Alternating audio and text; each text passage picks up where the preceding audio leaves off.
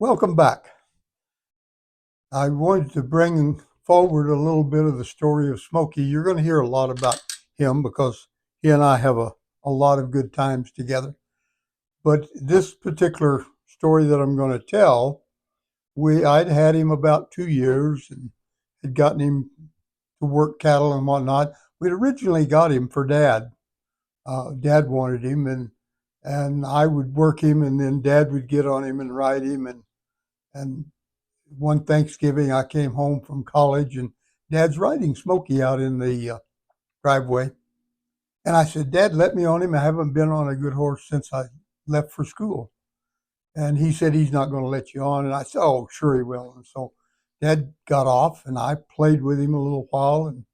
And sure enough, when I went onto the saddle, he bucked until I had both stirrups and he knew I had him and he quit bucking.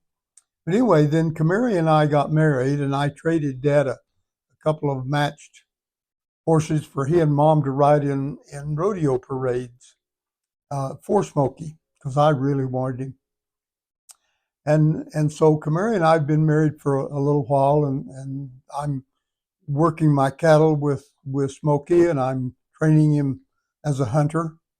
Uh, and so he was coming along real fine, but the Vietnam War was just getting heated up good, and I knew that I was going to get called to go to the Army, and I wanted Kamari to be able to move the cattle around and take care of them on Smokey, and so I would have Kamari do all the grooming and saddling and feeding of Smokey, and I would get on him and ride him, and then Kamari would get on him and cool him out. That's how we were getting him used to her. And we were finally able to make that transition to where she could go out and get on him to begin with. She became his friend. And horses just work better for you when they're friends with you. Anyway, I got my notice to my draft notice, and instead of going to the draft, I went down and enrolled in what they called Officers Candidate School. Signed up for the military, and I thought I'd rather be an officer than I would be just another piece of cannon fodder. And so I left Kamari with Smokey. Well, not long before I went into the military, I had bought 50 head of Louisiana swamp cattle. They were feeders. They were young stuff, weighed roughly 600 pounds when I bought them. Just weaned good. And they did come out of Louisiana, and that's why I called them Louisiana swamp cattle. And some of them were wild. I mean, they were wild.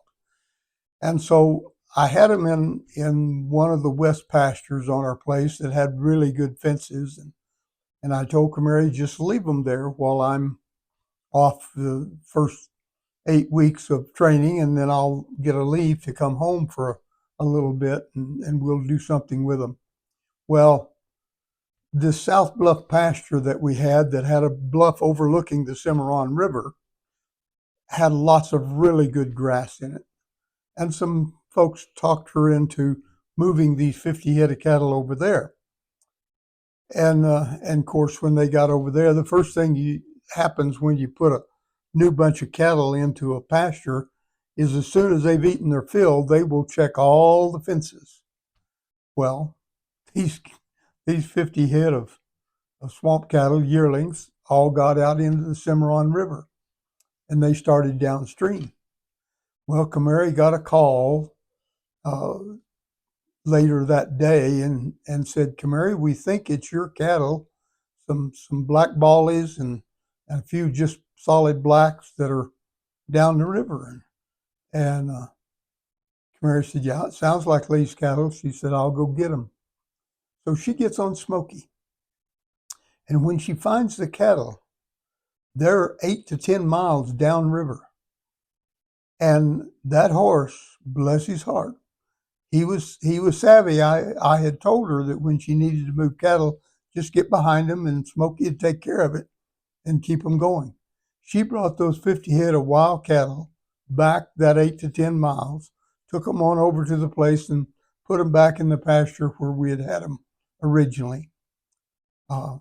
And Camary said, I just had to sit up there, and he did it all. He was that kind of a horse, really a good one. And Camary got to love him, and I'll put on the tag of this a picture of Camary on Smokey with Russell in front of her. But anyway, he was really a good cow horse and savvy about anything you wanted to do. The Cimarron River that ran by there had some quicksand spots in it, and I have another story that I'll tell for tomorrow maybe on about the Cimarron. But I'll show some pictures. I'll put some pictures on with this one of some of our students galloping out on the Cimarron, and so that you can see what the place looked like from there. Have a wonderful day, and if you would subscribe, I'd appreciate it. Talk to you later.